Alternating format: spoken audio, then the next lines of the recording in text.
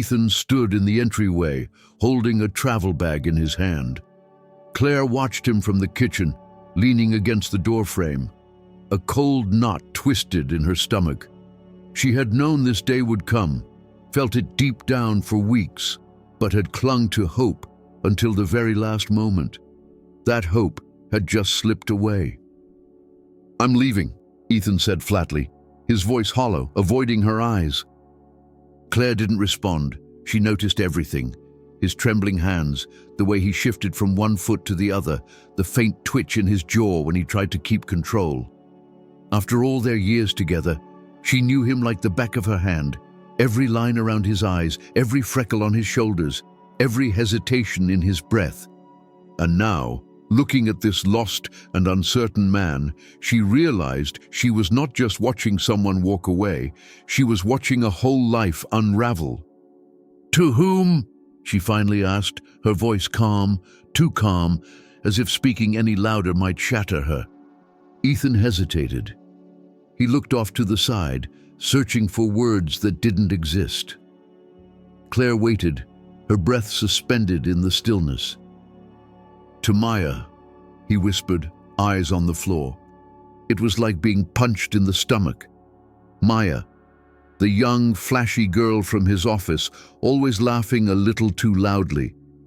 Claire had always sensed that Maya looked at Ethan with something more than just friendly interest, but she'd brushed the thoughts away, locked them in a drawer she refused to open. She hadn't wanted to believe it. "How could you?" she whispered, barely audible. Her throat tightened, and a sting of tears welled in her eyes. "How could you do this to us?" "To Drew?" Ethan exhaled heavily. "I didn't want this to happen," he muttered. "But it did.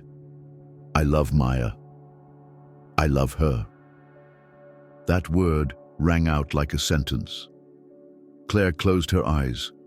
The pain cut through her like a shard of glass, slicing straight through memory. Their wedding day, Drew's birth, the long walks, the whispered promises in the dark. All of it collapsed in a single breath. What do you do when the person who once held you becomes the one who drops you? "What about the mortgage?" she asked, her eyes opening slowly. "What about the debts? Did you even think about how we're going to live?" Ethan shrugged, like a boy caught in a lie. "I'll help," he said. "I'll send money." Claire let out a short, bitter laugh that didn't sound like her. She didn't believe a word.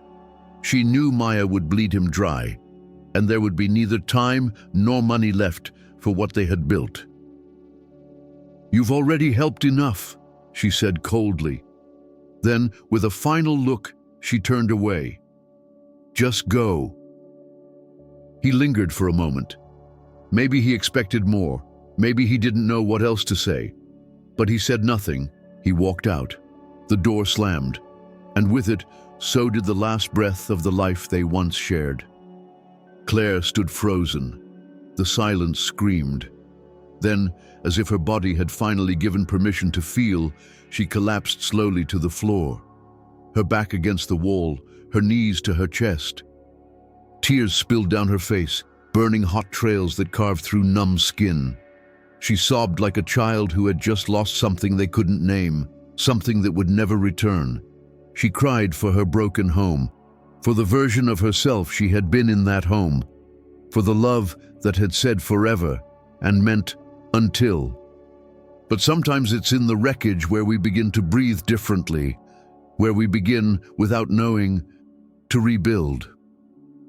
She got up slowly, step by step, and walked into the living room. Drew was at the table, pencil in hand, brow furrowed over his homework. When he looked up, his hazel eyes widened with worry. "Mom, what's wrong?" he asked, voice small. "Why are you crying?" Claire sat beside him, arms wrapping around his shoulders like instinct. She didn't know what to say. There were no gentle words for this. Daddy's gone," she whispered, voice breaking. Drew pulled back and stared at her, stunned. "Gone? Where did he go?" "To another woman," Claire said, forcing herself to remain composed, even as her own heart threatened to break again. His face twisted, pain, confusion, disbelief all at once. He didn't speak. He just stood up suddenly and ran down the hall. The door to his room slammed shut a second later. And just like that, silence returned. A different kind, one filled with questions too big for either of them.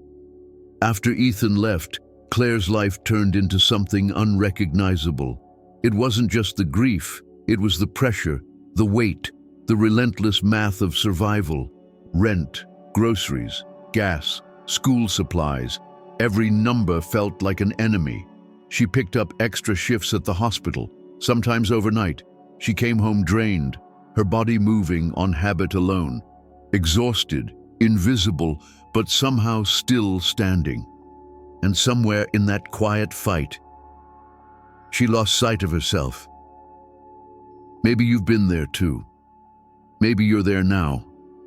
That quiet space where everything feels heavier than it should, where just getting through the day is its own kind of miracle. Drew stopped smiling. He no longer told her about his day.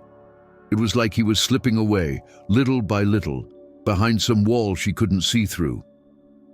Claire wanted to reach him, but she didn't know how. Then one morning she came home and found a note on the table. "Mom, I love you. I'm going to try to help." She read it 3 times before her knees gave out.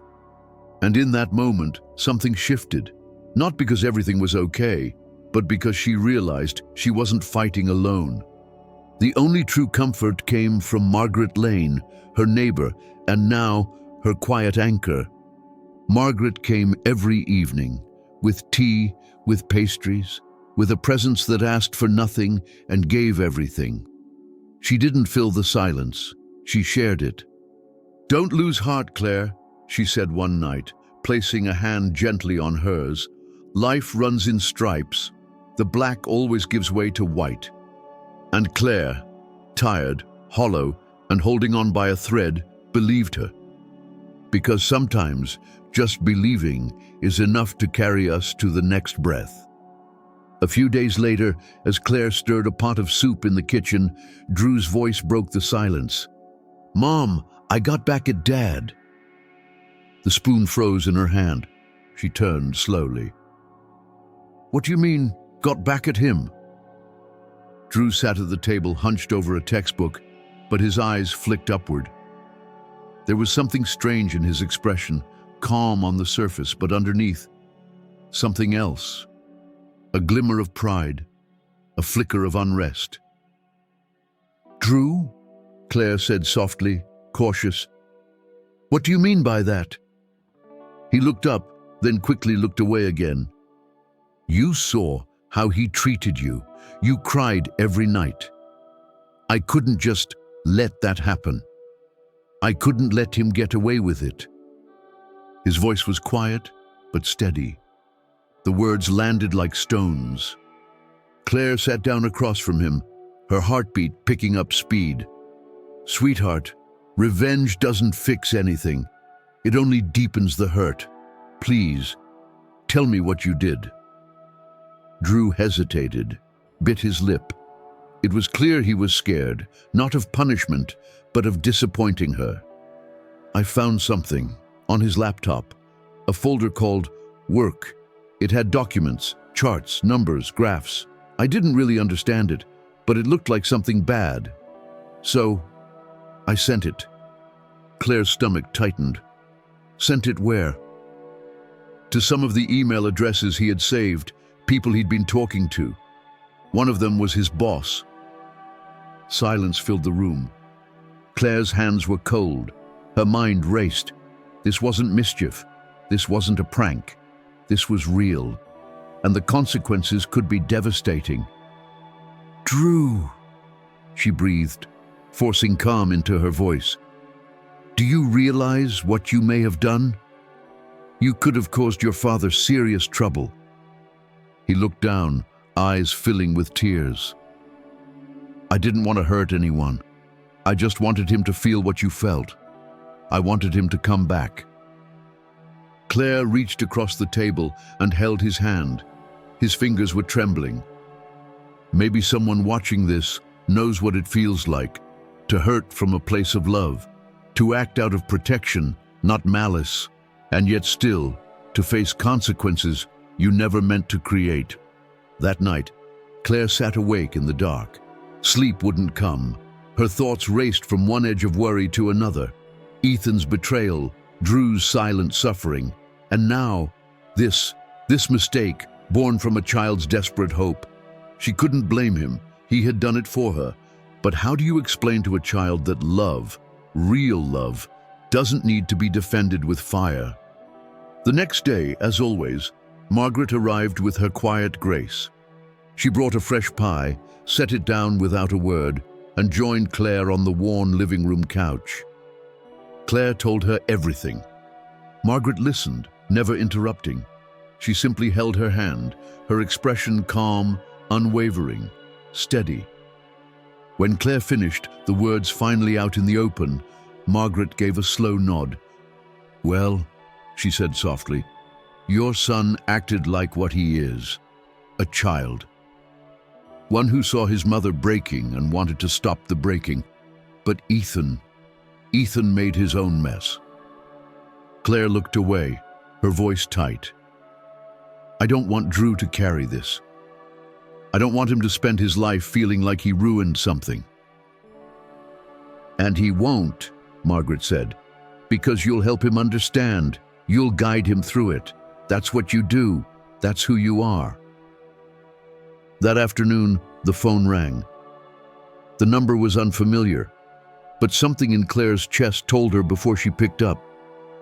It was Ethan. His voice was unrecognizable, cracked, broken, desperate. "Claire," he whispered, "it's me." She said nothing. Her body tensed.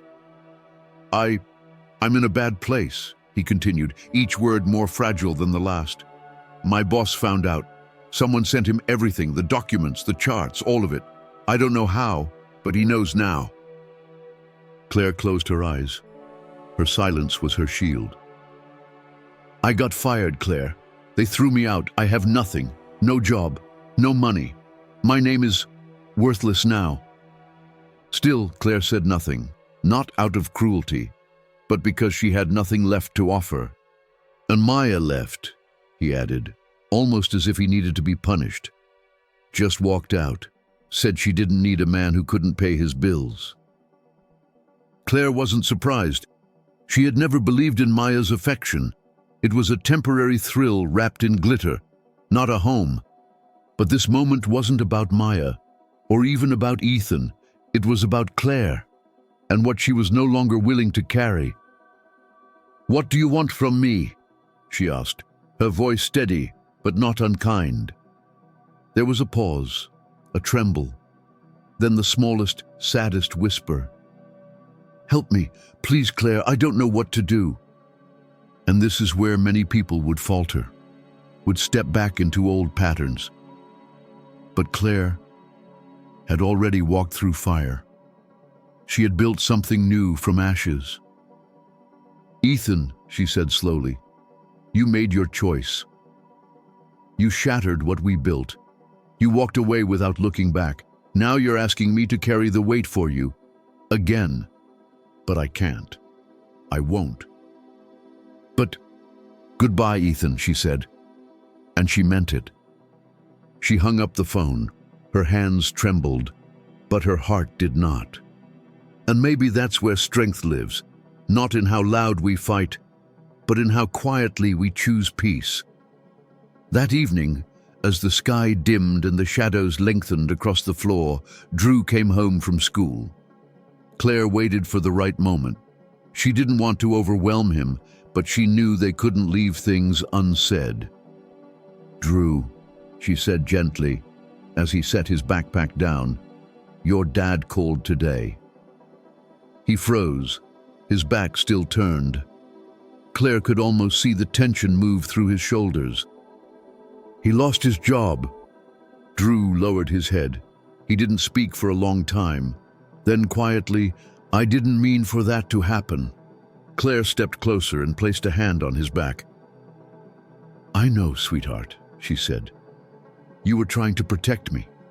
You saw me hurting and wanted to make it stop." He turned toward her, eyes already welling. "I thought if he got scared, he'd come back. I thought maybe he'd say sorry." Claire knelt down to meet him eye to eye. She cupped his face in her hands. "You are not the reason he left, and you are not the reason he fell." Drew looked away, ashamed. "But I made it worse." "No," she said, her voice firm now. "He made choices, Drew. Grown-up choices. And grown-ups need to face the results of what they do.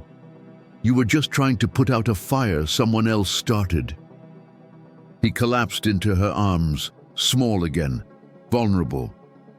And Claire held him, not just to comfort him, but to remind them both that forgiveness doesn't mean forgetting, and mistakes don't erase love.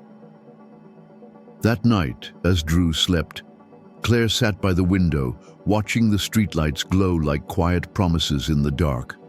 She thought of Ethan's voice on the phone, small, frightened, hollow, and part of her, buried deep beneath layers of pain, felt a flicker of pity. But pity wasn't love, and Claire had learned that lesson the hard way. Ethan returned more than once, sometimes with apologies, sometimes just with silence and shame in his eyes. He stood at her door like a man searching for a home he no longer recognized. "Please," he whispered once, "I know I ruined everything. But I see it now. I see what I lost." Claire listened. She looked at him. The same man who had once held her hand under the stars, now faded and broken. But she felt nothing. No hate, no longing, no anger. Only the cool, clear understanding that some things don't belong in your future, no matter how tightly they once fit in your past.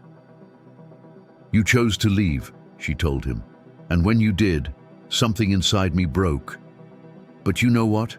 I picked up the pieces. I made something new, and you don't get to tear that down again." He didn't argue. He simply nodded and walked away. Drew watched from the hallway, saying nothing, but in his eyes, there was something growing, respect, not just for what his mother had been through, but for who she had become. And maybe someone listening right now is in the same place. Maybe you've been asked to carry too much, to forgive too quickly, to save someone who doesn't want to be saved. Let this be your permission to stop. Let this be the moment where you begin again. Claire poured herself into rebuilding, not just her home, but her purpose. With Margaret's encouragement and her colleagues' help, she began taking on private medical work after hospital hours. She started small, home visits, minor procedures, wound care, simple checkups. But there was nothing simple about the way she treated her patients. She brought warmth into cold rooms. She brought presence into quiet suffering. She listened deeply, and people noticed. She came home late, worn to the bone, but with a kind of peace she hadn't felt in years. Margaret would often be waiting, sitting at the kitchen table with Drew and 2 cups of tea, her smile always knowing. "You're doing it, Claire," she said once. "You're building something solid, brick by brick." And she was, even when she doubted, even when her legs shook from exhaustion and her voice felt too small to matter. She kept going, and sometimes the greatest form of strength is not giving up on yourself when the world already has. Her name began to spread in the neighborhood. People started calling. Recommendations multiplied. She realized she couldn't keep doing it all from her living room or on the go. One evening, she sat across from Margaret and whispered the dream that had been blooming quietly in her heart. "I want to open my own practice." Margaret didn't blink. She just smiled. "And why not? You've got healing in your hands and courage in your chest. Money's just paper. Faith is what builds things." Claire stared at her, that old disbelief rising, but this time it was matched by something else. Possibility. She took every dollar she had saved, searched block after block, until she found it. A small, forgotten room tucked in the lower level of a residential building, dusty, cracked, bare. But she saw what it could be. With her own hands, she scrubbed the walls, painted the corners, laid down new floors. Her colleagues donated supplies, an exam table, a lamp, a worn but sturdy cart. Margaret brought curtains and a plant. "Every good place needs something green," she said with a wink. And slowly, that space stopped being empty. It became something sacred. After months of labor and quiet determination, Claire's practice was finally ready. It wasn't grand. It didn't have sleek marble floors or state-of-the-art equipment, but it had light, it had warmth, it had care in every corner, every brushstroke on the wall, every carefully placed chair. And above the door, she hung a simple sign, Claire Hamilton, RN, private practice. She stood there, hand on the frame, eyes welling, not from sadness, but from the unspoken truth pulsing in her chest. She had done this, not in spite of the pain, but because of it. The first patients came shyly, hesitant, friends of neighbors, someone's cousin, an older woman from church, and then more came. Word spread, not because she advertised, but because she listened. She showed up. She treated people not as charts or cases, but as stories. She didn't just care for symptoms. She cared for souls, and people felt that. She began to recognize the power of small things. Warm hands, patient silence, eye contact that said, "You matter." And maybe healing, true healing, often starts not with medicine, but with being seen. More and more her phone rang, her days filled, her walls echoed with quiet gratitude. And one day, as she stood at the reception desk she had built from scratch, she realized she wasn't surviving anymore. She was living. The debt slowly faded, the mortgage caught up, groceries no longer came with anxiety. And that summer, she sent Drew to camp again, this time with confidence. He returned brighter, freer, his laughter fuller than it had been in a long time. They were becoming something new, together. Not perfect, but real, strong, grounded. Claire and Drew learned to savor the little things. Saturday morning pancakes, old movies on the couch, sidewalk walks at sunset. These moments weren't just routines. They were proof that love could still live in quiet places. Drew admired his mother more than ever. He saw her weariness, her late nights, the way she never complained. To him, she wasn't just brave, she was unbreakable. And Claire, she no longer saw herself as abandoned or broken or not enough. She was building a life on her terms, with her hands, her heart, and the strength she hadn't known she had. From time to time, Ethan still called, but Claire didn't answer. She had already answered enough questions in her life. She no longer needed closure. She had clarity. One quiet autumn afternoon, Claire and Drew walked through the park, leaves crunching beneath their feet. The air was crisp with that scent of change that only fall brings. And there he was, Ethan, sitting alone on a bench, his shoulders slumped, his face older, worn. He looked up, eyes meeting hers for just a moment. Claire didn't stop. She didn't speak. She simply looked at Drew and smiled. And when he smiled back, something inside her whispered, "You made it." They reached for each other's hand and kept walking toward something bright, something earned, something fully their own. And now, maybe it's your moment too. Maybe you're standing at the edge of your own story, tired from carrying too much, unsure of what comes next. Maybe part of you is still hoping, just like Claire once did, that healing is possible, that transformation can be real. If that's you, lean in. Because recently, researchers have uncovered something quietly remarkable, a natural extract hidden in the skin of a mysterious purple fruit that may help the body triple its ability to burn fat, even during sleep.